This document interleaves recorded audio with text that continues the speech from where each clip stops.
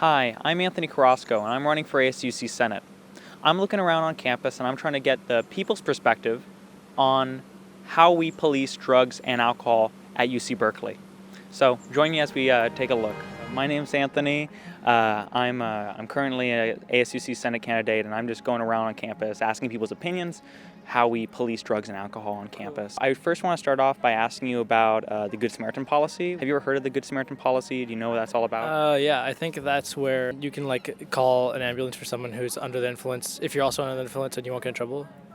Yeah, that's pretty much been state law since 3 years ago. And it's this law that says that when someone's in an alcohol or drug-related emergency, no one should be penalized for calling an ambulance. No one should be penalized for receiving medical aid.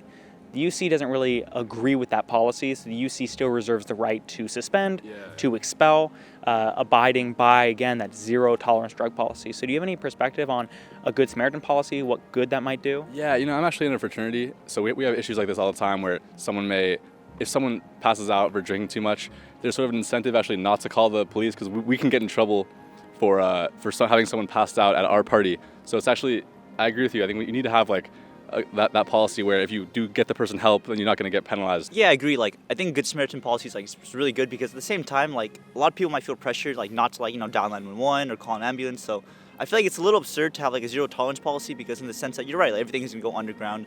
People are just gonna be a lot more secretive about it. So.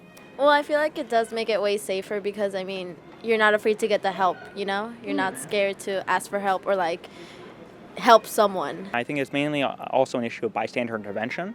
How do you feel about bystander intervention? Do you feel like that needs to be increased? Do you think we need to add more resources to encourage that? How do you feel like that factors into drugs and alcohol?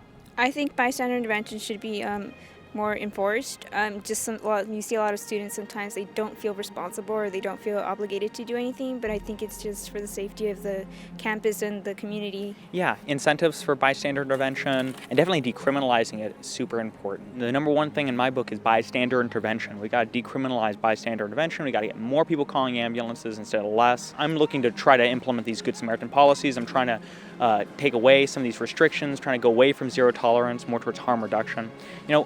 In that kind of situation where we're going to have debates on the merits or the demerits of a Good Samaritan policy, would you support as a student that kind of reform? Yeah, I definitely support it. Do what you're doing. Fight these zero tolerance policies because they're not helping, I think. Yeah, I definitely think it's something that would be good for the campus and good for the students. We've got to make sure that these policies work first and foremost and work for students first and foremost.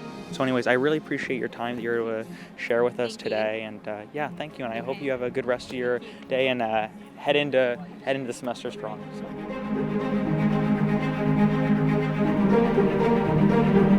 So.